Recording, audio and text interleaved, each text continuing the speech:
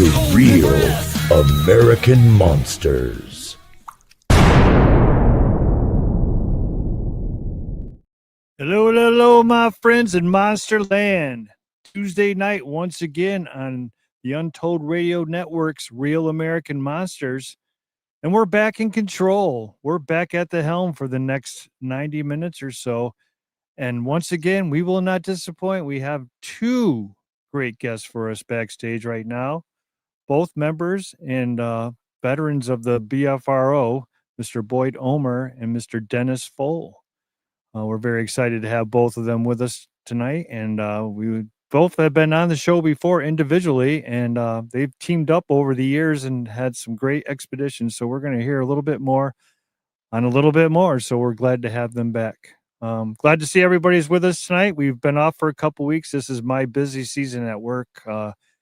Once that temperature goes down and those boilers start kicking in, that's my cue to get those calls in the middle of the night and have to cancel stuff. But anyways, that's what's going on. So we're glad to be back.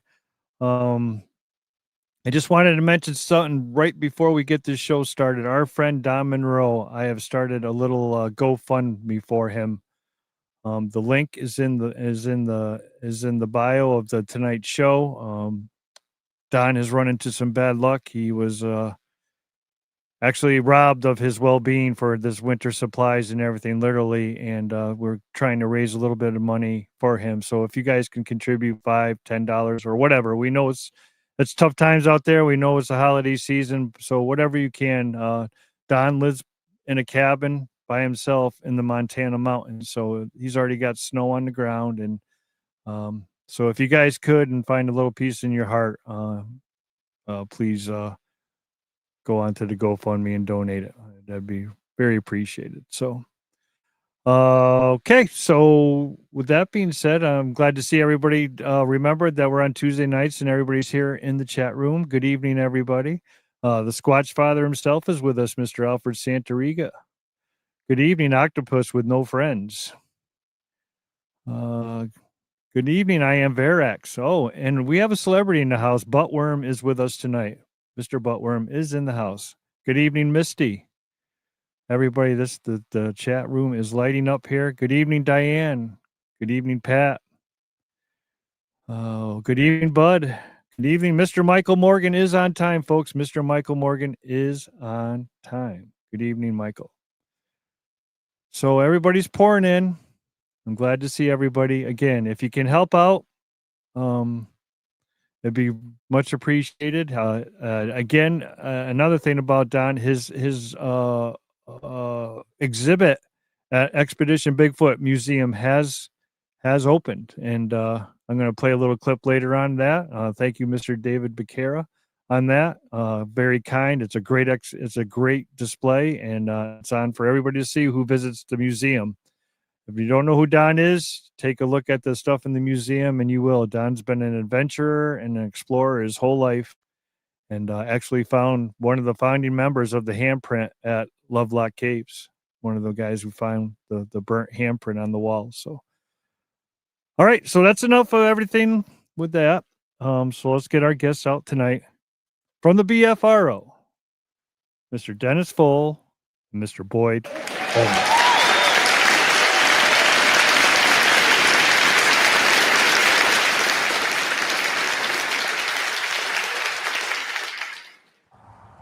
Good evening, fellas. Hello. Hello. How you guys doing? Real good. Yep. Great. Hey guys, glad to be here. Guys got stage fright or what? You're both looking at me like a deer in the headlights. What's going on? All right, so I know a little bit about you, and some of the folks in the audience know a little bit about you. But for those who don't know who Boyd Omer or Dennis Pfohl is, why don't you go first, Dennis, and just give them a little small bio, and then we'll go on to Boyd afterwards. Yeah, okay. Well, my name is Dennis Pfohl. I've been on Chris's great show before. It's a pleasure to be back. Thank you, Chris, and good to see you, Boyd. Yeah, I've been with the BFRO since, I think it was 2004, I joined late in the year. Went on an expedition. They were holding met Matt Moneymaker over there. It was in Mescalero, New Mexico, and had a great time. I met a lot of really good people, and it's just gotten better every year since. Always meeting new friends and making new friends, meeting new people, and just it's just a great experience to be part of it. Met Boyd in I think it was 2007 or 8, I think, at an expedition. And yeah, it's we've been friends for a long time, and yeah, it's just been a blast. And like I said, I appreciate him because you kind of get a chance to see to meet a lot of people and follow up on reports and meet good people and just kind of be all in all involved with the the research in the bigfooting field. But yeah, that's kind of me. I live in Colorado, and my wife and I live in South Central Colorado, and we're just active in research when we can, amongst our busy lives. So that's what we do. So. Okay. Well, thank you. All right, Boyd, you're next. Hey, my name's Boyd Omer. I know Chris, and I've been on the show one time before. I know Dennis. I've done a lot of stuff with Dennis. I met him, I believe, 2006, 2007 in Oklahoma, and never looked back. I've been involved since 2005, and investigator, I believe, in about 2007 with BFRO, and hosted several expeditions, attended way more than that, private and official ones. Dennis and I have attended a whole lot of them together and still going active. Got a report just today out in Arizona. I'm excited to kind of look into some footprints out in the Navajo land. So there I'm at. I'm in New Mexico, and I get up to Colorado. I've been to Washington. I think I've been to 5 different states that I've worked with Dennis in here and there. And that's it. Well, that was pretty quick, Boyd. You got that down to a pat. I'm thinking. Yeah, no, you did. I met Boyd on the New Mexico trip that I took a few years ago, and me and Boyd and myself, we've stayed friends throughout ever since, and that's how I met Boyd. And I'm not yet to meet Dennis, but next year I'm hoping to get to one of these expeditions that these guys are throwing and get to meet everybody out there. So we had Hoyt Velarde on the show about a month ago, and these guys both know Hoyt very well. They've done his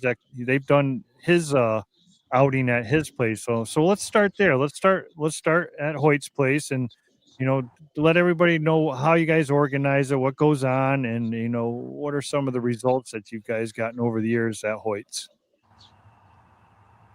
Go ahead, Boyd. Okay, I guess I can speak. Hoyt and I co-hosted his expedition at his place, BFRO Expedition, last August, and this will be like coming up this August. Next year is going to be I believe the 6th one over there. The first one was in 2004, and then there was a big, huge gap, and we started them again. And what it takes is people signing on. I like interviewing everybody over the phone and making sure they're solid with what they understand, what's going to happen, and if they got questions, we have a nice long conversation before they sign on. And Hoyt's just heart of gold dude. He's been super experienced with all kinds of stuff. He's the go-to guy in that nation to call when there's something wild or crazy going on. And he's had his own Class A sightings right on the ranch and other places. His sister and all the family and all the friends come, and they cook food for us, and big, huge community bonfire. And it's almost a 500-acre ranch that is really, really beautiful in the mountains, about 7,500 feet, with trees and open fields. And there's sandstone areas with Puebloan ruins in them, and actually pottery shards laying around from the ancient people. We have like a lot of input from game wardens talking about their stories with Bigfoot and other things.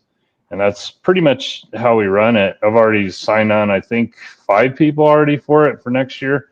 And we'll have a whole lot of investigators and repeat people that have a lot of experience, so that whenever you go to one of these, you meet really great people, you get a lot of experience, you hear a lot of stories, and get to play with some really cool equipment that everybody has. So, Dennis, how did you get involved with Hoyt's area? How were you invited, or did you sign up like Boyd was talking about, or were you like one of the organizers? Yeah, originally I went to the first expedition at Hoyt's place. Well, it's actually the second one. I think it was in 2019, wasn't it, Boyd? When we did Yes, sir. the second one at Hoyt's location. So my wife and I went out. My wife Shannon and I went out with some friends and had a great time. We really enjoyed it. A lot of really interesting things happen at that place, at Hoyt's place. It's really, I don't want to say spooky, just one of those places. There's a lot of activity in all kinds of realms. That's all I'm going to say. Bigfoot related, and other kind of weird, phenomena that goes on there. But we were hooked, and the first time we went there, we just really enjoyed it. And then we went back when Boyd did the first organization back in, I think that was what was it, Boyd, 22, 23? Yeah, after COVID, yeah, 22, we 22. came back. And I have gone to every single one since, because it's just one of my favorite places to go. Just an awesome experience. And not just with the activity and the things that go on around his ranch. The history of it, as Boyd was saying earlier, is just phenomenal. The Native American history, the other stuff that happens there, the other phenomena, and again, UFO type of activity, orbs, all kinds of really kind of cool stuff goes on around there. So yeah, it's definitely been a very intriguing place to go to an expedition in. So Hoyt made a comment when he was on the show, and it had stuck with me ever since. He says that the Sasquatch have a human side and they have an animal side, and they know when to switch it and turn it on and turn it off. Did he ever take you guys aside while you were out there and explain to you exactly what he was talking about, or show you when they're switching things off? Because I thought that was fascinating when he told me about that. Did you ever try, explain that to you guys out there? Like, this is what they're in, in animal mode. That's what I forgot. I think that's what they called it. Did he ever mention anything like that? Not to me personally, but now I'm going to ask him. So, but I mean, he showed me, like, we went into the village, that's about 20 miles from his ranch where he lives, a town of Dulce, New Mexico, and there's these things come in and raid trash cans, move through there, and people report them, and Hoyt's the go-to guy to call. And so I don't know if that's the human side, like that they know that that's an opportunity, but I think the omnivore side of it is opportunists take what they can, and it's an easy meal. So maybe that's their somewhat human side, and the animal side would be their probably prey hunting. But yeah, I need to have that explained to me. Gotcha. Yeah, no, it was very interesting. I couldn't stop thinking. I even commented a few times during the show. It was pretty. Never even thought about it like that, but it was pretty wild. So you guys have been working with each other for 15 years now, back and forth. Have you guys come up with like a certain technique that you both use? Like, when you team up, do you guys try a certain strategy that you guys got a routine, or do you guys just go with the area? Do you guys or do you have a plan beforehand? we just kind of, I want to say, we do like a lot of people do. We kind of wing it, and you kind of get a feel for what's going on around there. And I think we determine it on a daily basis, right, Boyd, what we're going to do. And, we kind of have an outline of what we want to do during an expedition. And those are typically 3 to 4, maybe 5 days, depending on when people arrive. But, for the general expedition, what we try to do is just, we'll put a general outline, and we'll have a plan to go out during the day, do our things, look around, maybe look for any kind of evidence, go on hikes, kind of look at the area. But then when we go out for what we call our night ops, we kind of wing it from day to day, because we kind of, you never know. You'll hear people, some of the expedition attendees, or maybe one of Hoyt's family members say something to the effect of, we heard a sound up that canyon over there today. We're not sure, what that was, but it was very suspicious, and it could have been one of the Squatch. Like Hoyt says, one of the Squatch. So we'll change things up on the fly, and that's just how, our expeditions have always gone. And Boyd and I do them the same way. I'll be doing one in Colorado next year as well. And it'll be the same thing. We just kind of wing it and go with whatever we feel, is going to work. So. Yeah, Hoyt's is a unique place because he's got his ear to the ground on everything, and like Dennis said, we wing it to some of those reports that are real current and recent. And I've done stuff with Hoyt. Hey, come up to the ranch. We got something going on. And he calls me on the way. He goes, meet me in Sheep Springs, like clear on the west side of New Mexico, because there's a report or something's going on out there. And so we're like mobile, but this will be happening on his reservation. We actually did that in 2022. We did a night ops over there and had some pretty good return activity, and that was off of a rancher in his vicinity of his ranch that heard some screams and stuff up in a canyon. So we reacted to that and got involved in looking at that. Yep. Hoyt's a good man, and it was a really good time talking to him on the show, and hope to meet him next year, because he's invited us out there for the full Monty. He wants us better to come. Yeah, he wants us to come out and film the dancers at night. I mean, the full everything, and go camping at the pictographs and all that down in the canyon there, and how can you pass that up? You can't pass that up. I mean, you got to try and make it happen. Yeah, it's a great experience. You won't be disappointed.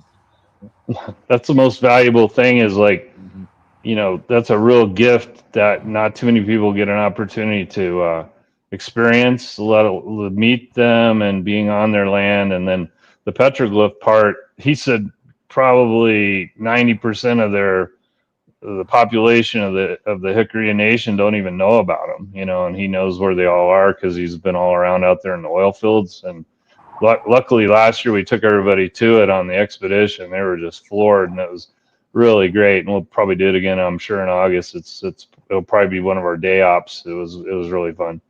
Yeah. Okay. Got to definitely make that happen. So you guys did your first expedition back in I think it's 2006, am I correct? And that was in the Oklahoma. Is that where the first one was at? I want to say 6 or 7, right, Dennis? I want to say it was 2007. Yeah. Okay. So whereabouts in Oklahoma were you guys at? Go ahead, Boyd. We're Hone Nubby, southeast Oklahoma, not far from Texas, 50 miles or so, and I think it's only maybe 18 miles from Arkansas, 20 miles from Arkansas, way southeast in the what is that called? Kiamichi Mountains, right? Is that right? Yeah. And we had, oh man, with a lot of audio there, thermal, but it was infancy of thermal, so they didn't really have recorders, but they saw movement, callbacks. I heard samurai chatter there, like briefly on one of the night ops. And then I met Dennis. I didn't really do much with Dennis, but I remember meeting him inside of the cabin that they had rented for this. And he was going through some really cool Erickson project videos. And I'm like looking over his shoulder, like, holy cow. That's how I met Dennis. Yeah, Dennis is, if anybody doesn't know it, but Dennis, he's involved with the Erickson project, and he's got some. When we had him, we got to go back and watch the last interview he did, and we went over some serious crazy stuff. But you don't come across that too often, But once you get it, it's hard to get away from it. I mean, it's kind of part of your life.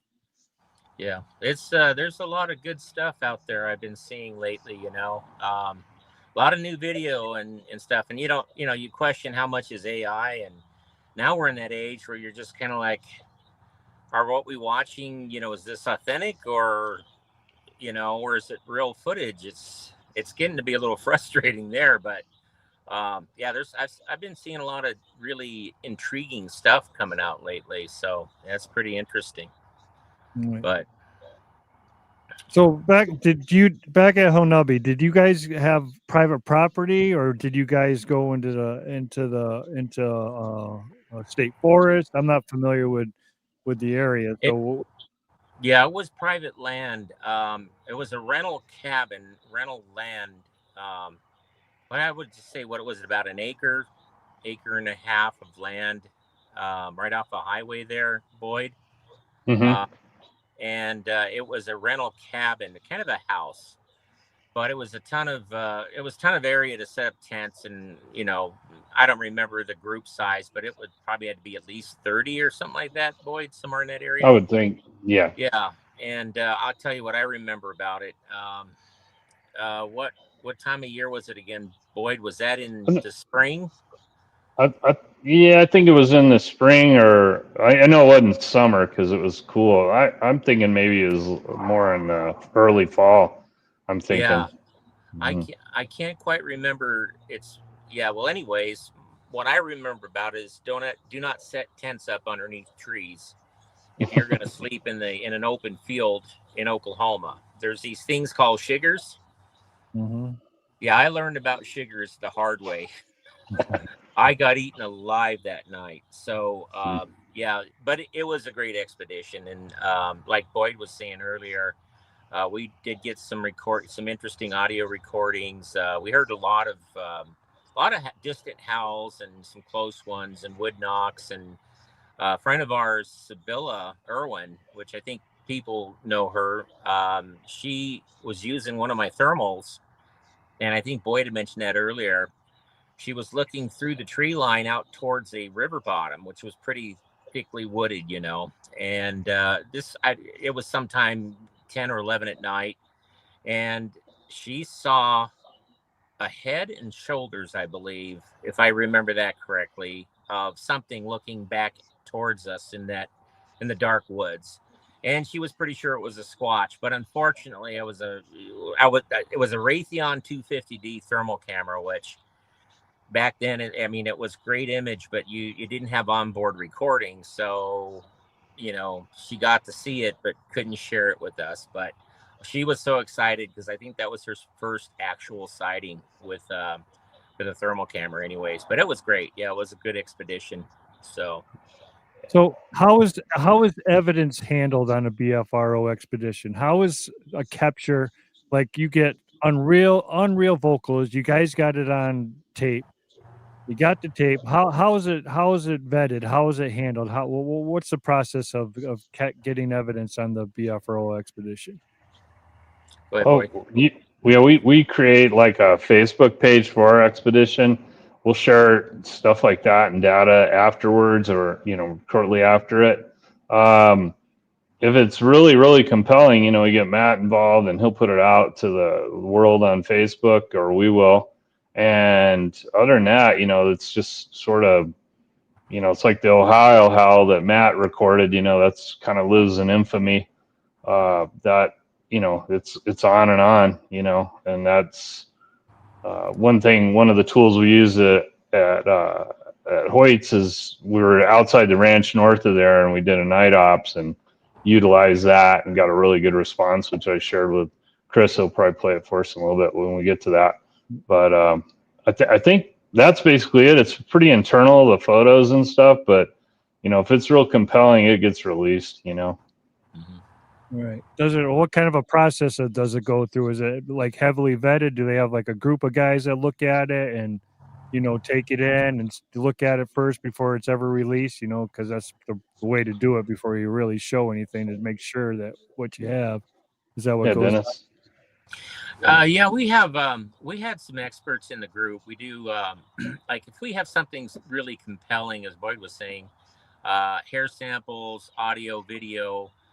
There's certain experts in our group that we can kind of share whatever that it may be, um, and send it around to kind of our group of peers too. So people within the group can analyze video, audio, hair samples. For example, we've got several experts that we can send hair samples off to, and of course, if we ever collect what we suspect could be legitimate DNA, blood, hair, whatever, we have places that we can send that off to have it analyzed. So we do have some resources in the BFRO that we utilize.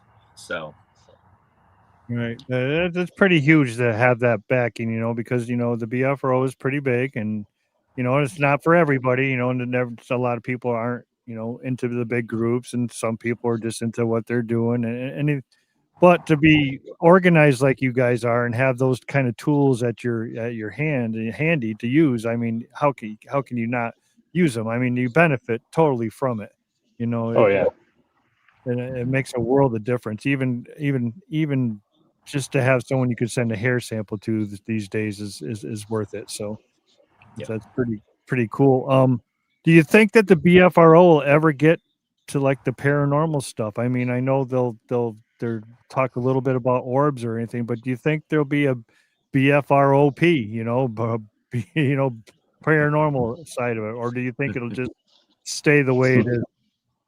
I can't speak for Matt, but I will a little bit. I mean, he did introduce the orbs possibility and the sightings of those, and we saw that at Hoyt's like 2 years ago. Nothing this last year, but we did see that 2 years ago, and it's pretty wild. And they see it a lot, and I saw it on a Washington one. That something happened like right next to me in that regard, and I explained it I think before to when I was on with Chris, but like going much farther than that hadn't quite happened yet, I don't think. But hey, the UFO aspect of things is there, and it's like in all the news and Congress and all, and and then if you talk to Hoyt, spend some time with him and some of the stuff he's gone through, like actually touching one of them as a kid, that. Let's get back to the BFRO. Somewhat, but not full on paranormal. Right. I got you. It's inevitable. I mean, if you're doing any kind of Bigfoot research for any period of time, no matter really where that is, I mean, it's inevitable that you're going to see something that doesn't quite connect, that's unusual like that. But again, you spend enough time in the field, you'll see stuff that makes you just shake your head and say, I have no idea what I just witnessed, but something happened, so it's interesting. With Dennis and we met Cindy Dosen.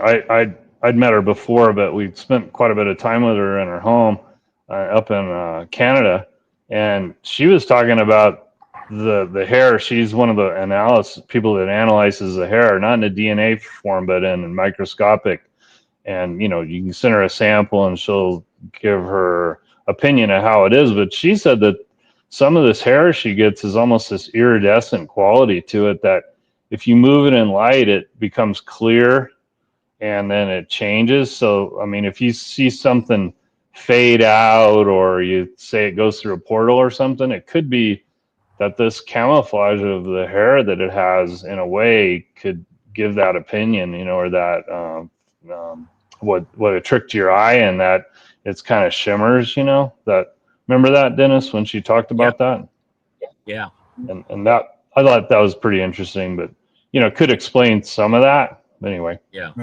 Well, you've seen Barb Shoop's shimmer video. You've seen the cloaker there. Well, what's your opinion on that? What do you guys think about that? Because that's 1 in a million footage right there. I mean, and has been examined by top of the line. Now they just had the guy from I guess the Predator movies, and talked about the camera that she used, and he's like, there's no way she could have hoaxed with the camera that she was using, what the camera captured, and it's pretty incredible. What do you guys think? What's your opinion on that?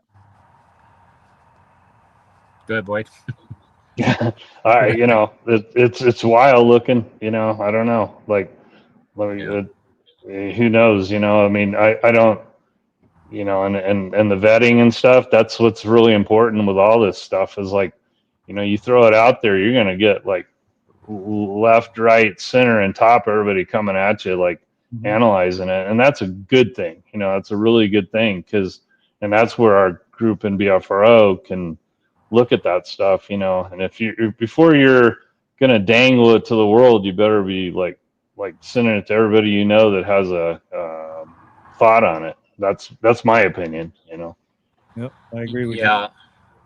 So, you know, Chris, when I first got into this, I'm pretty much flesh and blood. This is, you know, there's nothing really magical about them. But over the number of years I've been doing this and the experiences I've had, there's high strangeness when it comes to things that, you know, that surround this subject. And one thing I've learned is when you think you know it all, you certainly do not know it all. And you get schooled every time. And I saw that footage. I wouldn't begin to even understand what the heck was going on there. I don't know. Nor am I going to make any kind of educated guess at all. But I've had experiences that all I can say is, you know, we just don't know everything that there is to know. That's all there is. The world's a bigger place than what we think it is, really is. So. Yep, well, I agree with you too. You just don't know. I mean, you see what's on the screen and you can make up your own opinion, and that's it. You can't say that any of this stuff is related to Bigfoot. Any of the stuff, the weird stuff, it just happens while you're out looking for Bigfoot. You know what I mean? And these orbs pop up, and it just happens to be you're out in the. So what if you were out looking for an aardvark, and these orbs are coming out? Would you contribute the orb to an aardvark? I mean, that's sounds kind of stupid, but it's kind of true in a way. You know what I mean? So yeah, you got to take the evidence where it leads you, and try and figure it out and vet it. Just like we got these vocals recently, and we vetted them. We put them out there for and had them looked at, and they came back. You know, 99.9% they think it's a Sasquatch. They're Sasquatch that's making the vocals without seeing them. David Ellis came back and sent the pictograms and all that. Yeah, pictograms. And he says there's 3 individuals there in Northwest Connecticut, and but we didn't release them until we knew we vetted them, and that's important. I think that's another thing. Being with the BFRO, it's important to keep. BFRO has a high standard. I mean, they don't just bark at anything. You know what I mean? And there's nothing wrong with that. We try to maintain a standard, but remember, we're a group of people from all over the U.S. We're basically volunteers, all kinds of different walks of life and experiences and professions and outlooks on the subject too. You know, you have some real diehards, and you have some who are very skeptical, and the whole spectrum in between. And but it's good to have a group like that, because you can bounce things off of people and try to get a good critical outlook on the things you're trying to analyze, whether it be audio or video or It's hard to say that when it comes to genetic samples like hair samples or blood or skin, because that's in a realm in all its own. But audio, we have a number of experts in audio in the group too, and those certain things like that are hard to that's more scientifically based. But when it comes to other things like orbs, I've seen orbs. I can't tell you again what I've seen them in multiple occasions. They're there. Same here. Yes. How do you explain that? I don't know, but it's great to have this group of people that we can bounce things around with. And, it really is. That's why I've been a member of the BFRO as long as I have been. It's just a great group of people. So, yeah, same here. And then I have resources just outside. They might not officially be in the BFRO or investigators in BFRO, but they're well known to us and they do activities with us, and they're a great resource for like audio, visual. And if I'm going to do a report, I always get people involved that have done many reports and bounce it off them to see what I'm missing, and I've had a real good resource in Kirk Brandenburg up in the Pacific Northwest, and he helped me with one of them. And hey, ask about the moon, at that night when he saw it, like you can go back in time and look where the moon was and see if this witness, like, oh yeah, it was a full moon, or is bright or is dark, and that it's more vetting that you can do, and that's very helpful. Yeah, and you're learning. The process is learning. You have to keep on learning in this subject because nobody knows. Nobody knows what the bottom line is. You know what I mean? They cannot say one way or the other anything, anybody. You know what I mean? And like you said, it's good to have a group of folks bouncing off. I have a group of friends that I can bounce off of, and yeah, no, I agree with you. I agree with you guys. So, you guys have been on quite a few, expeditions over the years. Is there one that stands out that both of you remember very well, like crazy expedition you guys went on? You had a ton of activity, and if you can tell us where it was and when it was and all of that, please. I'll go first. Or go ahead, Dennis. You're first, Dennis. Well, I was just going to say, of course, aside from Hoyt's Place, which has been phenomenal, we've got a location in Colorado that has always been really productive when it came to activity. And we're going to be revisiting that this coming year. But it's one of those unique places that we stumble across. And I think I had gone up there in 2007 due to a report that came into to our flats, to our database. And I followed up on that, talked to the gentleman who'd submitted, who was a hunter. Him and his son were up hunting up by, Steamboat Springs, out in the mountains near Steamboat Springs of Colorado. And he said that he had witnessed a set of tracks going across the edge of this large opening, this big meadow in the trees. And he said it didn't look like elk tracks, it looked like human tracks, but they were gigantic, and they were just going across freshly fallen snow. And him and his son had split up that morning to go hunt two different areas. Well, so he discovered these tracks while he was by himself, and later on that day he met up with his son, and his son said, "Dad, I got to tell you, I was sitting on the edge of this meadow way out over here, and this thing came out of the tree line, walked along the tree line and went back in." And he said it was red in color, like just an orangish, like an orangutan type of red, but it was walking on two legs. It looked enormous. It's covered in hair. And like I said, it just came out of the trees and went back in. So due to that report, we decided to go up there and check out the area, and we had no idea how phenomenal it was going to be over the years.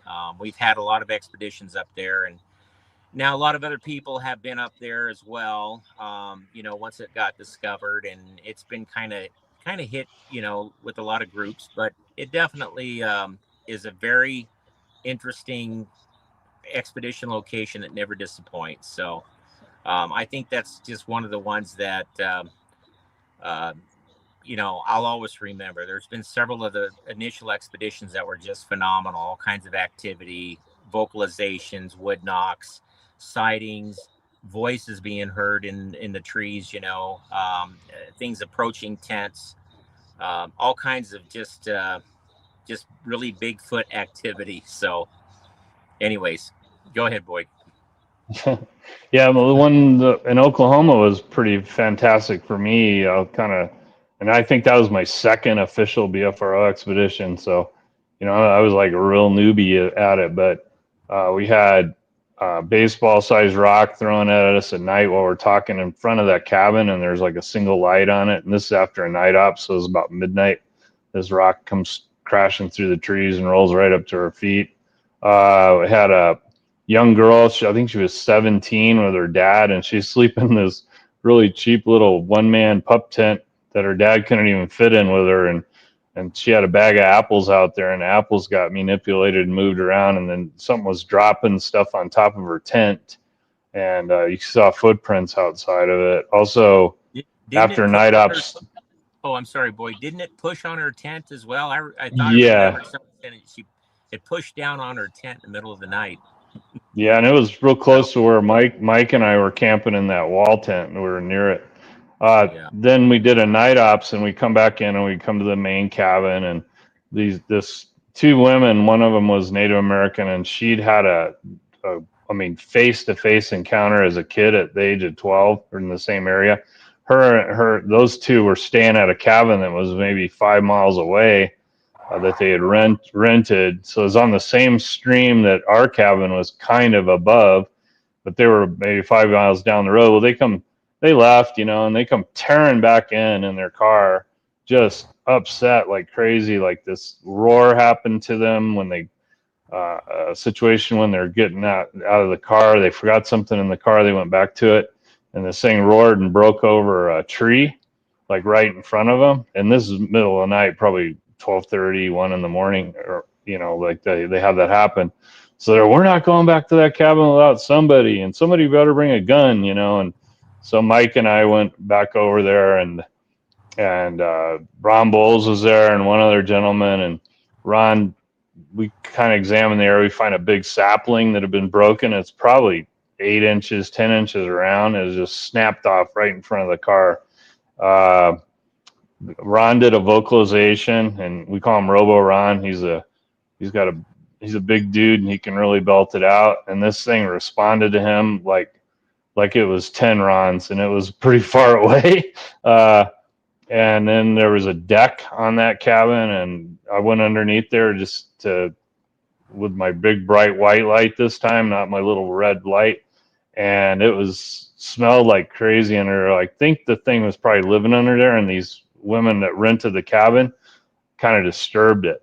That's my opinion of it. But we had paralleling. That was where I heard samurai chatter. We had, like, right when I pulled into the cabin, day one, I think it was a Wednesday, we had all kinds of chatter going on, and these 3 things were communicating with us, one way out on a mountain, one kind of down in the bottoms, another one, and it sounded like you're in a zoo. There was a whoop to it, but it had this loop at the top that sounded like a monkey to me, and that was Oklahoma for me. That was a pretty wild time. So you guys took a motorcycle trip together. You rode all the way up to Alaska on bikes. Were you guys doing squatching on the way up? Were you guys investigating on the way up, or was that just strictly a ride of a lifetime? We had to get away from the squatching, so we just got on the bikes and rode. Yeah, it was like basically you're doing, probably our average is around 500 miles a day for the time we're on the bikes. And we thought about squatching. I brought a thermal with me, but basically we're kind of tired like every day, so you just kind of crash. It's like but it was an amazing ride. I saw 33 bears, like 6 grizzlies. We saw wolves, foxes, countless eagles, muskox even. It was amazing. Mosquitoes. Mosquitoes, yeah. See this? They're this big. You get off the bike, your front half is all mosquitoes and the back half is regular clothes. You're all camouflaged with mosquito bugs. So here's a routine to camp, right? You stop the bike, open up the saddlebag before you take your helmet off, get the spray out, just start spraying, and then pull the helmet off, spray, put the mosquito net over your head, start assembling the tent. Once it's kind of up, you throw all your stuff in the tent, immediately get in there, zip in, and then inflate the pad and put out your sleeping bag, and you never leave it, because you're going to get attacked. That was Alaska. It was a trip of a lifetime, Chris. I'll tell you, it was phenomenal. If I was to do it over again, I wouldn't go because we've been there, done that. But to say that we did it, and I did it with a good group of friends, it was the thing of a lifetime. Really enjoyed that. So yeah. And see, that's another great thing about investigating Sasquatch. You make great friends. Oh You, yeah, you yeah. do other things than just Sasquatch. And then it gets you out in the wild also too. And like you said, you're seeing bears and eagles. Most people never see that in their lifetimes. And if it wasn't Mhm. for the Sasquatch, you guys would have never met each other. You would have never gotten those Right. bikes together. You would have never made that trip. And so the Yeah. Sasquatch is just a little bit more than an a cryptid that's walking our forest. It has a little extra kick to it to, a Mhm. little bonding issue. I don't know how to explain it totally, but you catch Well, what I'm. that's how I met you, Chris, and that's how we know each other. It was, not that long a time we spent together, but like Dennis and I, we know people all over this country now. Yeah. I met, down in Florida now. We know people, Wisconsin now, thanks to just a hike in the local mountains here and some interaction. And then I know tons of people, Pacific Northwest, California, Oregon, Texas, Colorado, great people. Everybody, I've never met anybody like I don't get along with. I'm kind of easygoing myself, and so is Dennis. But I mean, it's solid, it's fun, and it's just a great fun activity to do. Plus, what an interesting subject. Right, Yeah. right. Yeah. It's a, I've- tr- yeah. Go ahead, True. Dennis. Sorry, Chris. Truer statement was never made, Chris. You meet a lot of people, and you make a lot of really good friends for life. And I think part of it is because you get the weirdness out of the way of a subject like Bigfoot. And if you've all agreed that that is something to you know, be friends over and explore and learn about, I think that kind of takes down a lot of walls for people. So it is a very true statement. You meet a lot of people that you make friends for life. So kind of interesting. Yeah, yeah. No, it's awesome, man. I've made met a lot of great friends, a lot of good people. I mean, I just but there's another side to it, but we won't go into that side because we're on a good note right now, and we're going to keep on that. Okay, Yeah. Chris. So a lot of people think that there's a danger to the Sasquatch. They think that it's dangerous going out, and you've heard of these accounts, and you've heard people and running and screaming and and never. And I've had those moments myself. I've had them myself, but at this point, I've been doing this for 11 years now, and I don't really think that they're out to hurt folks. And I think more folks would get involved with it if they thought differently of these things. What would you tell people? No, that's what I would tell folks. I would just say I don't think they're here.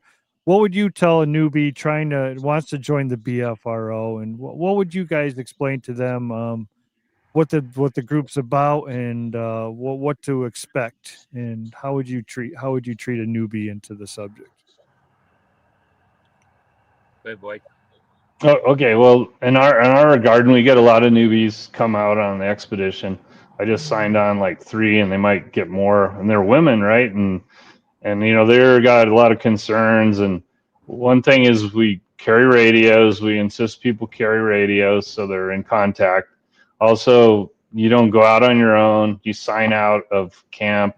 And in the Hickory, you have to have like a native with you. You can't just like leave because of the trespassing issues there. But in any other one, we do groups, and everybody does head counts, and uh, try not to go out on your own for sure. And I think that would be in any case. I mean, you could run into bear, mountain lion, anything could happen to you out there. You break an ankle, fall down, knock yourself out. Something could happen. It's better to have people, better have some kind of communication, an in-reach or something like that with you. I mean, I think some of these missing people might perhaps be in relationship to this thing, and you're just in the wrong place at the wrong time.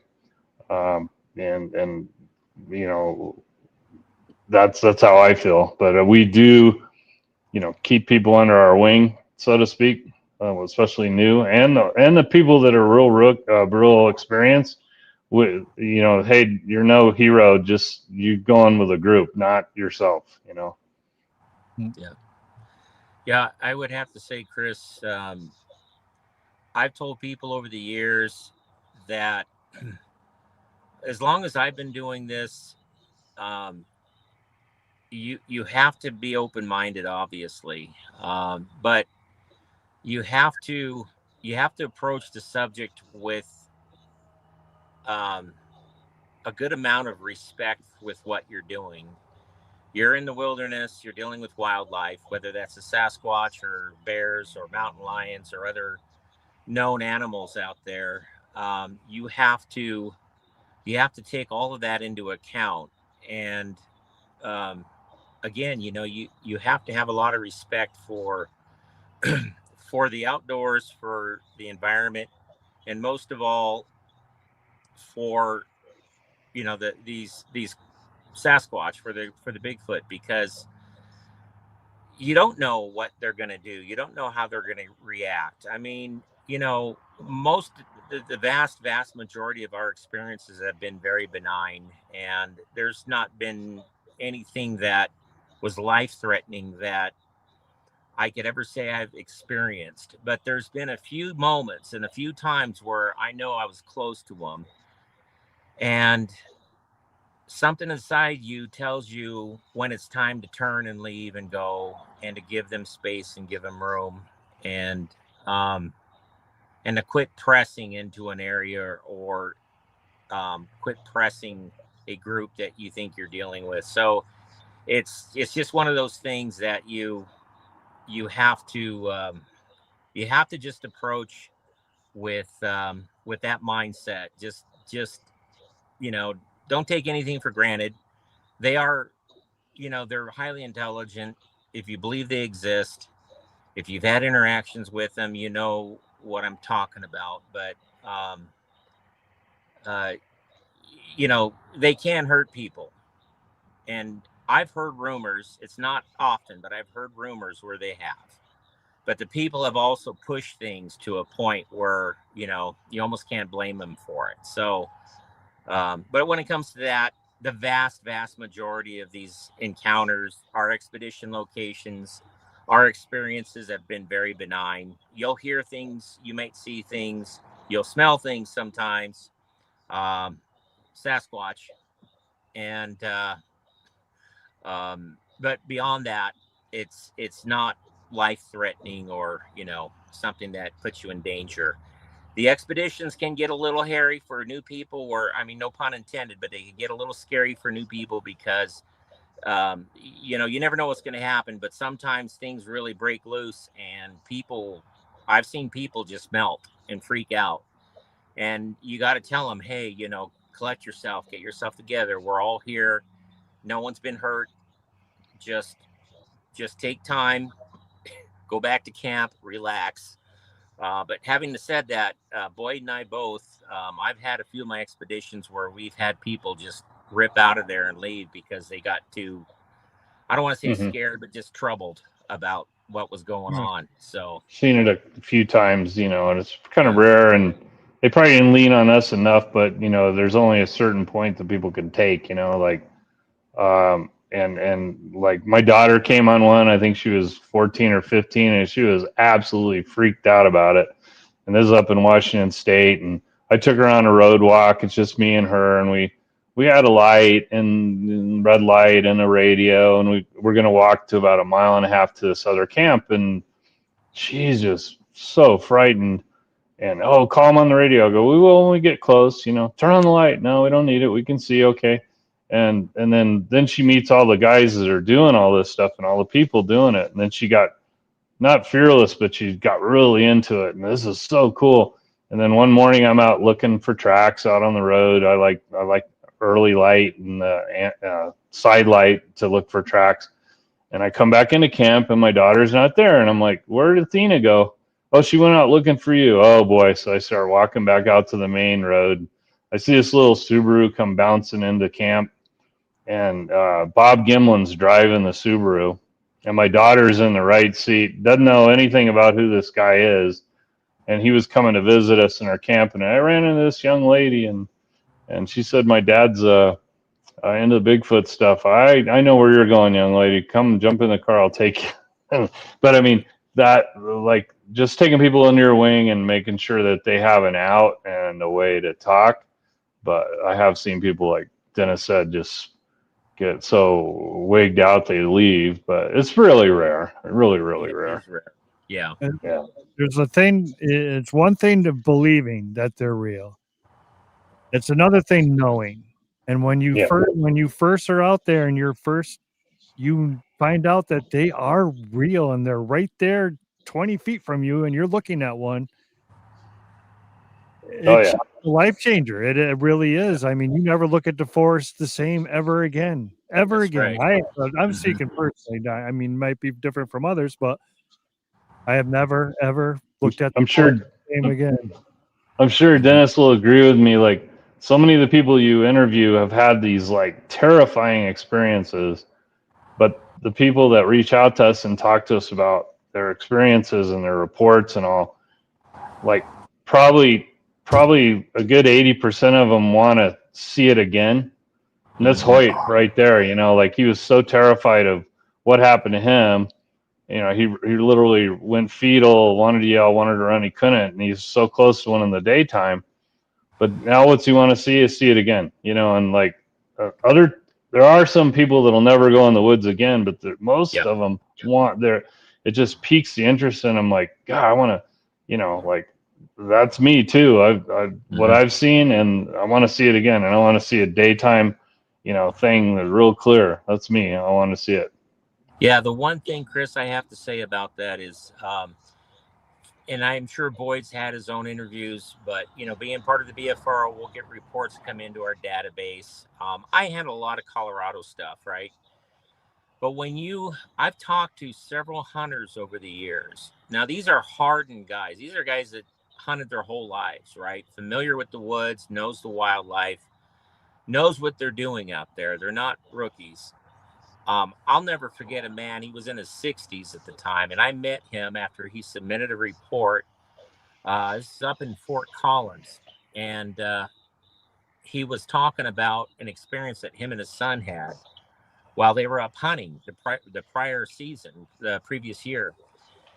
And my wife and I sat across the table from him drinking coffee, and he was telling us about his experience. And it was, Chris, he had to unload. He had to talk about it to somebody that would listen, because what happened to him so basically shook his entire world. His whole paradigm of existence had changed, right? Everything he knew, no one could ever tell him any different. There was no such thing as Bigfoot or, you know, UFOs, all this other stuff. His whole life he's been in the woods and he's been hunting, never seen anything until that one time. And he told us about how he had been hunting that prior year with his son, and this thing came into their camp, circled their camp screaming, and sounded like a woman, you know, being murdered, just screaming bloody murder. Wasn't a mountain lion, wasn't a cat. Left bipedal footprints all around his camp, scared him and his son to death. And I believe it went through one of their trash bags they had hanging, and he had a glimpse of this thing. But he said everything that happened that night destroyed his whole view of you know, the wilderness, of being outdoors.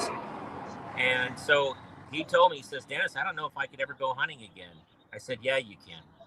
So they've been out there your whole life. You just have not had that close of encounter. You just have not had that experience where you wrote it off to something else. Like it was some known, you know, you hear a sound, oh, it had to be a bear or a mountain lion, or it was another hunter. But you just refused to, or you just didn't recognize what you were looking at, right? So in this time, and that particular occasion, that changed everything, because undoubtedly it was nothing like he'd ever experienced, and it came right into his face right that night. And he said, through tears, he was telling me, I don't think I could ever go back out hunting again. I said, yeah, you will. Just keep doing what you're doing, because they're there, and you know, we can live side by side with them. Just give them their space, and you take your space, and give them a lot of respect and room, and you'll be fine. But when you talk to somebody like that, and I've talked to several men, particularly the men, because they're, they don't like to mince words, right? But when you talk to them and you look at them in the eyes and you look at their face, it changes their whole world, their whole life. So you can't tell anybody who doesn't know what's going on with this. You try to tell them, go talk to that man and tell him Bigfoot doesn't exist.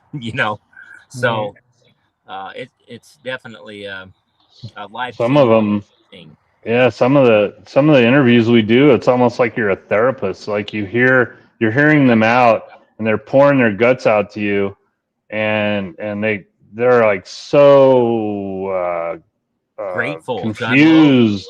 Mm-hmm. Yeah, and they're like, that doesn't exist. There's no way I'm a scientist or I'm a doctor or I'm a. In my regard, I had one like he's like real high level guy, and he's like, that doesn't exist, and I couldn't sleep for 3 days, and he was like calling me like all hours, like, I can't sleep, but I got to know what it is, and what is it? And I go, like, here's my little bit of theory, and there's a lot of theories, but the guy, it's just really bothering him, and it doesn't exist. It shouldn't exist. It's not verified or known by the government. And I go, maybe it is. You need to reach out. And he actually did reach out to somebody he knew, real high level government. And they came back and said, yeah, that internally they've acknowledged it since like the early 70s, and they just won't let it go, out there in the public because of the implications and the cost of what it would do if that happened, and that's wild, when you have that. But we comfort people in what we talk to them about it. It's Mm-hmm. kind of Mm-hmm. interesting to do that. And I mean, Yeah. that's a brave person that even reaches out. And then how many don't get reported to BFRO? Like lots. Yep. Mm-hmm. Yeah, it took me 7 years before I felt comfortable in the forest again, but I didn't stop. And my wife always asked me, she's like, you don't enjoy it. You come back, you're scared, but you keep on going and you keep on going. I said, because I got to find out what's going on. I need to know. I need to know. Mm-hmm. Oh And yeah. then after 7 years, I finally got comfortable with knowing enough of how they acted and what they did in the forest to kind of come at peace with myself and not freak out all the time, but I'm not gonna lie to nobody. It was tough for me for a while because my first experience was huffed on the side of my face through the tent, and I see my hair just stood right straight up on my arm just saying that, and it's just still to this day it shook me. And my wife doesn't go in the forest anymore. She will not go in the woods because of all the stuff that happened. So Yeah. like you said, everybody handles it different, and there's no real way to really handle it once you find out that they're real, and until you come, well, I guess with yourself, like you guys are saying, until you come to grips. Find Yeah. someone you can talk to, come grips. So if anybody's struggling like that that's listening, there's groups out like these guys, the BFRO. You can reach out to these guys. There's other people you can reach out to, and they'll be more than happy to talk to you about your interaction and try and help you the best they can to feel comfortable again, because it isn't an easy thing, but there's people like Boyd and Dennis out there that you guys can turn to. So. Yeah, I'll have to honestly say that the only thing I'll ever tell people who bring that question up, do they really exist? Are you sure? All those cameras out there, all those phones, how come there's not better video and blah blah blah, and bodies and hair samples? I know, I believe me, I know. But for the skeptics and the people who want to know, which Boyd and I both, and I know all the other investigators who hold expeditions, you'll get a couple, 3 on every expedition that's there to try to answer that question for themselves. Do these things really exist? Is it possible? And they're there to answer that question for themselves. They want to see if there's really anything to it, and they often come in very skeptical, right? But in the long run, all you can tell them is just go, just be there, be out in the woods and see for yourself. A lot of times nothing happens, but there's going to be that one time that'll change your world. It'll rock your world. It'll change everything you think you believe. So, Yep. Yeah, 100%. All right, guys, we're gonna take questions from you guys in the chat room. So in all in cap letters, we're already at hour and 15, boys. Just like that. We're gonna have to have you guys come back again because we didn't even get to any of the stuff that we got loaded up. Oh yeah. This is great conversation. You know, conversations like this need to happen more often because people need to. Like you said, when you're with a group like the BFRO, you're with a group of your friends. You guys are all. It's all about Bigfoot. There's no doubt in your minds that Bigfoot is real, and that's what it's all based about. It's all based around the Bigfoot and trying to figure things out. That's a good part about it because these guys are real. They're 100% real, and there's everybody in the chat room can tell you that. The people that are listening can tell you that. Some of the folks listening, these two up above me on the screen can tell you that they're 100% real. I can tell you they're 100% real. It just needs conversations like this need to happen more often. In my Yeah, I see Sibylla in the chat. You better come to Hoyt's this year. You're invited. He wants to meet you. I thought I seen her earlier in the chat when you Yeah, guys sketching encounters. Yeah, I see that. Yeah. yeah.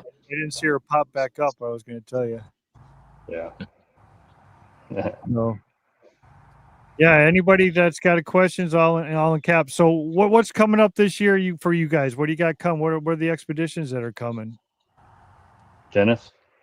Oh, well, we're going to be doing Colorado Expedition 2026. Going to be in, I think it's going to be the end of June 18th through 22nd, if I remember correctly. It'll be on the BFRO website, but we're going to be doing one there in one of our favorite locations. Hopefully Sibylla can make it. And, and of course, all of our friends and, the other expedition attendees that's gone there for many years now. We'd love to see everybody and all the new people who would love to come because it's a great location. If anything, you spend a weekend, if we have no activity, which is highly unlikely, but if we had no activity, it's a beautiful location to camp in for a weekend. It's a Thursday through a Sunday. So, but again, it's on the BFRO website. I'll be there. My buddy Mark Taylor, another BFRO leader, and one of our new guys, Richard Morgan's going to be there, and as well as all the other crew. So we'd love to see new people and have all of our old friends and repeaters come again too. So. And ours is going to be back at Hoyt's again. Hoyt and I are hosting another one. It's going to be August 20th through 23rd is official. It's like a Thursday through a Sunday, but you can come early. We're probably going to be in there the Monday before. So I don't know, there'll be like the 19th or the 20th. We'll be in there. Just hook up on BFRO.net and get a hold of Carolyn, the secretary, and she'll link you with me, and I'll talk to you on the phone and tell you all about it. It's going to be near Dulce, New Mexico. Just a gorgeous area. You'll meet people who will feed you real good. There's going to be 3 meals provided. One year we had wood-fired pizza out in the middle of the wilderness. They had it surprised me. Even this big truck shows up and they're making, it's like a big pizza party out there. The game wardens came and ate pizza, told us their stories of UFOs and Bigfoot, and it's like a kind of a subtle party, but they know how to host, and we'll be doing it again then in August. Yeah. Cool. So where's the squatchiest? I don't like really saying that, but I'm going to use it anyways. Where's the squatchiest place in America? Well, there's more than one place. Yeah. I would say my favorite place to squatch besides my own state and New Mexico, Hoyt's place, would be the Pacific Northwest. But I'm just always drawn to that primeval rainforest and the beauty of the Northwest. That's primeval in there, and squatch live in there. But surprisingly, in the BFRO, we have investigators in every single state of the contiguous U.S., and there's reports from every single state. So they're everywhere. And I've been in the East Coast, like we talked about, Chris, in the prior one. Kentucky's beautiful too if you can get out there and do some squatching and outdoor stuff. It's just that the Pacific Northwest, Colorado, New Mexico, we don't have as many bugs and ticks. Yeah. So, Yeah. anyways, we'd have to invite a mosquito over there, or you might see them around a pond or something, but it's not a lot of bugs. Yeah. mm-hmm. How about you, Boyd? Where do you think is? I agree with Dennis. Like Pacific Northwest, I think I've never done it in Kentucky. I need to, but that Oklahoma is real intense, and I think they're, it's like a different approach that they have, and we're in a more concentrated area where they're at. But Washington State, Oregon, Northern California, that type of thing, most California actually, Sierras too. It's gonna be a little bit more space that they'd have there, but you're gonna run into it, and I've had some pretty compelling encounters, but Colorado's where I've seen them, Washington State too, but in Colorado I saw it, with a thermal, and that was right where Dennis is gonna have his. So, and it was like right by the main base camp fire, the thing running away from me, and that was kind of a shocking thing to see for the moment that I saw it, and I'm like, and there's areas there that are pretty wild and cool area, very cool area. Dennis is gonna have his at. Nice. I've been to Colorado. It's really nice there. Mm-hmm. All right, here we go. Any reports from Hawaii? Not that I'm aware of. That I was actually going to mention all 48 contiguous U.S. states except for Hawaii and Puerto Rico. Well, Puerto Rico is technically a state, but definitely Alaska has it. Alaska, yes, Alaska's definitely has them, but not Hawaii that we're aware of. So, yeah. Okay, Mike Nation /W6C asks, if you have a hair sample, where would you recommend sending it to? I think Dennis would, if you want to just looked at, we might have a source of just analyze it by microscope if Cindy would take it on. But right now you have the Darby Orcott in North Carolina doing it for free. And that's a really good source right now. And he's after this, he's in the hunt for it. Right, Dennis? Yeah, I believe so. I think Henner used to be one of our go-to guys, but he's long past, I guess. And we also have Cindy Dozen up in BC. But basically, when you get a hair sample, what we generally do, the first thing you do with a hair sample is you check for morphology. Basically, what that does, as Boyd was stating, through a microscope will tell you what species or genus the hair belongs to. And so they can determine right away if it's a known animal, something in, something that is categorized, bear, lion, human, or an unknown primate. If it flags as an unknown primate, which they have ways to tell the cuticle of the hair and the medulla, the medulla, those things they can tell right away, what it belongs to.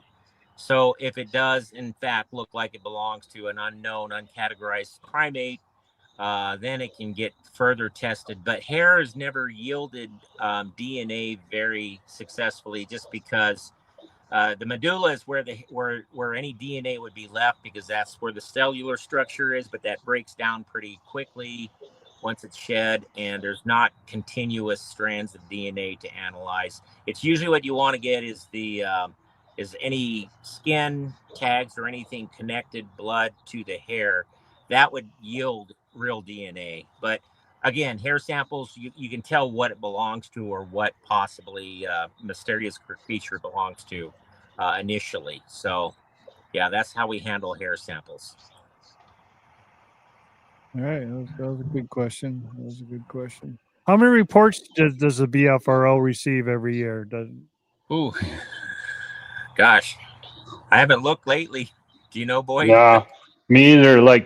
So like Dennis said, there's this thing called FLATS. It's just, I guess it's an acronym for something, but it's a internal website that we can access as investigators. It's not a public thing, but that's where all the reports get put in, and you can vet it by IP addresses, see if there's other reports that come from that same IP address.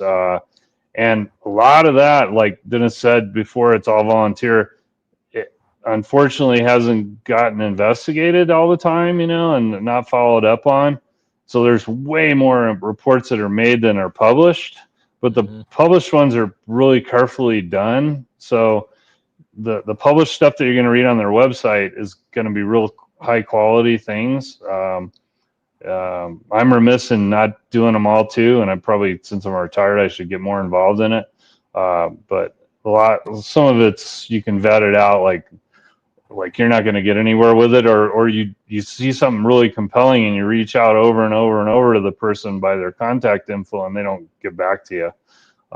Occasionally, most of the time they do, but a lot of times, some of the times they don't. Yeah, the FLATS is basically the file logging and tracking system, is what the acronym is for it. Basically, is what people submit the reports via the website to our database. And I think in Colorado now, I know Boyd in New Mexico is going to be a little different, but Colorado, we average, I want to say, anywhere from 8 to 14, 15 reports a month. Some days you won't see anything for you won't see anything for 3 or 4 days, and a report comes in. As Boyd was saying, they'll come in and then we can vet those reports and see if they're duplicates or kids messing around or something that just doesn't relate to it. But then there's those that come in that are legitimate with good contact information, and then we can take off from there and investigate that further through the submittees. So anyways, that's how that works. So All right, we got a question from I Am Verax. Has Boyd or Dennis ever taken a report of someone being frozen, paralyzed on an expedition, or experienced infrasound? I know, actually, Boyd mentioned a friend of ours, Ron Bowles, a good friend of ours. He experienced something like that a few years ago. But in terms of my expeditions, I don't believe I've had one that's happened. We've had some people get ill, but we're not sure if that was AMS or something related to the altitude, because we're all up in, we're in Colorado, we're in high country. But I know Ron had something significant happen, right, Boyd? He told me about it. Like an infrasound thing. I think Missouri, where it happened. Yes. Yeah. And me personally, I had infrasound done to me. I don't know if anybody or had anybody that was frozen. I was on an expedition in Washington State, and we're doing a road walk at night, and I'd fallen kind of way back behind everybody and had a parabolic dish, so I'm listening behind me to see if we're being followed, and it felt like something was thumping the back of my neck, like you know how you do the massage with the karate chops. That's what it felt like. It was just boom, boom, boom, the back. Like it felt like I don't know if it was a sound wave, but it felt almost like a physical thing hitting the back of my neck. And to me, it just felt like pushing me forward, get back with that group, and move out of here. That's what I felt from it. It didn't damage me or anything. It was just this kind of thumping feeling.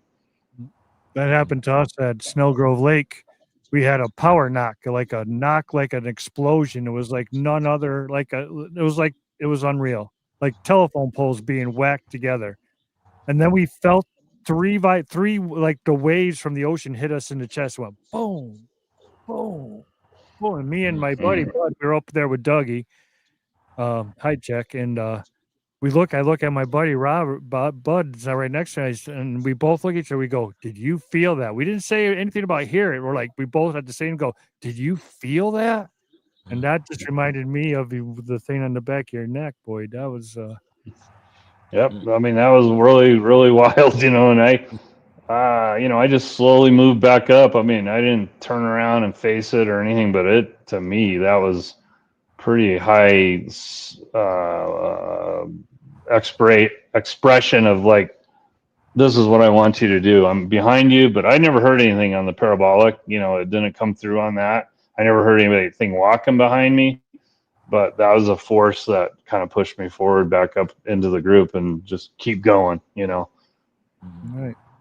We're going to take one more question, everybody, because Dennis is obviously, you can see him. He's on the road. He's actually working and driving his truck across Colorado right now. So he took the time out of his schedule to sit and chat with us tonight. So thank you very much for that, Dennis. No, Appreciate it. Glad to be here. We're going to take one more question, and this is a good question. Do you guys get reports from Canada, Ontario? Or is it just strictly America? Oh yeah, yeah. We have investigators in Canada, but I can't remember. Boyd, I don't know if you looked at the flats lately, but I don't remember if we still have someone in Ontario in that province or not. But I know at one point we had some investigators in Canada. I know in BC for sure, but I'm not sure about Ontario. But I do know the guy I worked with, the guy who led the Erickson project, had several really life-changing, what we talked about earlier, when he was young, life-changing experiences when he was up there I believe it was in northern, maybe it was Alberta.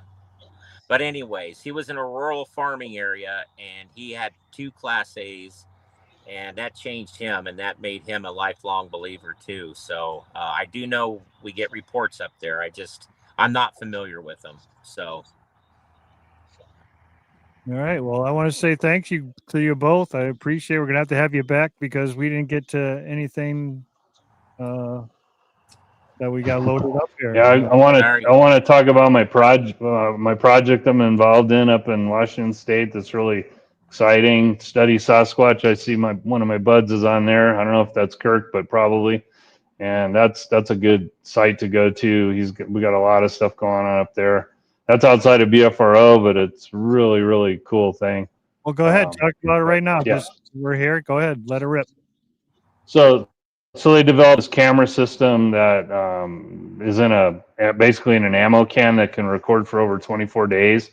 And it's motion activated thermal, and they can hide them in really cool areas. So they're right now, I think they're at an 8 count with the cameras, and they're going 8 more that are going to be they kind of react to reports and also in areas where we've had encounters up there. But hopefully we're going to get the real true blue thing walking right by in front of it and getting a really good thermal of it. But this is a camera system they worked out, and it's really amazing. So Study Sasquatch on YouTube is the channel that'll show you all about it. And that was when Chris and I interviewed last time. That was Backpacking for Sasquatch. That's Kirk Brandenburg and Doug. We were doing something for that, and that's on that channel too. But the thermal camera was really neat. Yeah, good stuff. Right. Yeah. Can you watch that live, Boyd? Is that public? It's not a live stream. They go out and retrieve the cards out of them and redo the batteries, and they're in real remote areas. But if you watch the video about it, it explains the whole thing and stuff that they've captured, and they're kind of in parallel with the Olympic Project guys and Chris Spencer, and Rebecca Spencer. Now they're married. They do a lot of audio, so they try to combine the audio with this thermal project, and he's on the Study Sasquatch stuff too, although he has his own channel as well. But that's all in that research. Yeah, that's what we're trying to do with the 360 cameras and the 360 audio right now. We're trying to link it all up so it's plop it in the middle of a field, and you'll be able to see the camera 360, and then the audio. They got an audio recorder. Zoom makes it. It's a 360 audio recorder, and then you can pick the direction where the sounds are. It's pretty wild. So. Oh, cool. Yeah. Cool. There's a lot of cool stuff going on. I mean, there's a lot of like that project there, and then there's another camera project going on. So people are interested. People are trying, and that's all you can do with this. You got to keep on trying to see what you can do and what you can't, what doesn't work. That's the exciting thing, Chris. The technology is really making leaps and bounds, and I've got a good feeling, things can break open anytime. It'll be awesome. Yep. So. All right. Yeah, all right, we've got our fingers crossed. Yeah. All right. Well, I'm going to say goodnight to you guys. I'm going to put you backstage, but don't go anywhere, and then I could say goodbye afterwards. Thanks, everybody. Say goodbye to everybody. Thank you, Chris. Thank you guys both for being here. Ladies and gentlemen, Mr. Boyd Omer and Dennis Pfohl from the BFRO.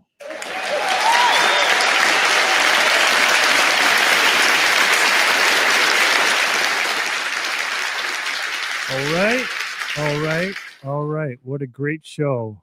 I just want to show this real quick. This is the exhibit at David Becerra at Expedition Bigfoot about my buddy Don Monroe. Survival kit.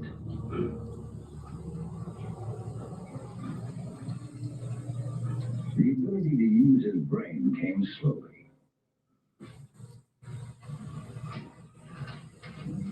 It is now a proven scientific fact that man was millions of years in the making.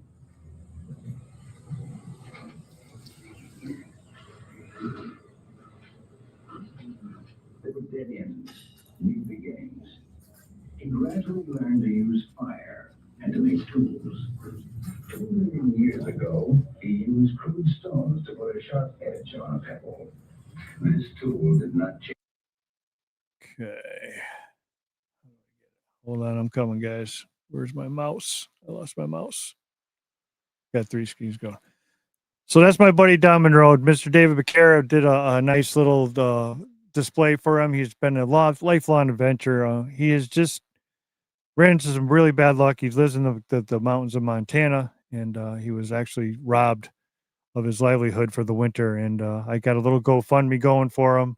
The link is in the description. If you can, it would be awesome if you guys could, throw $5, $10, whatever you can afford. I know it's the holiday season, but the guy took all his wood money for the winter. He lives in a cabin in the Montana mountains, and everything would be much appreciated if you can do that. So next week I am off because I am on call for work again. But after that, I have Mr. David Schrader coming to the show. David is from the Travel Channel. He's been on the Holzer Files, Paranormal Mysteries. He's a member of the Shock Docs on Travel Channel. And we're going to talk a lot about that. I'm very interested in the Holzer Files and all that stuff that goes on. So Mr. David Schrader will be with us. You don't see him too often on these interviews, and I'm looking very forward to having him here. So he will be on December, I believe it's the week of the 2nd. I think that's Tuesday. But next week is Thanksgiving. I wish you guys all a very happy holiday. I hope you guys celebrate it with your loved ones any way you want. Get full bellies if that's the way you do it, or you just call each other on the phone, no matter which way you do it. I hope you have a great week, and yeah. So see you in 2 weeks. And thanks again to Dennis and Boyd tonight for being great guests. And just because you don't see it doesn't mean something's not watching you.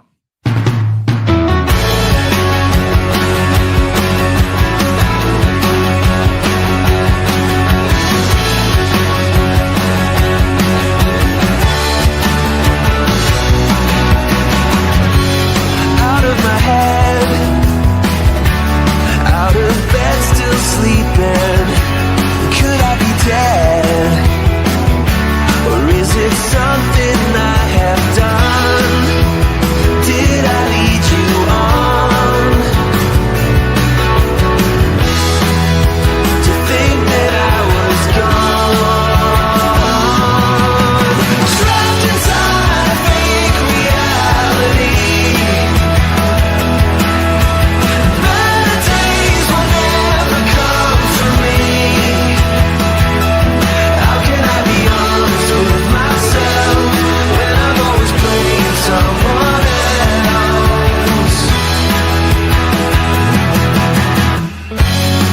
In a while, I get tired of talking. I put on a smile and let my alter ego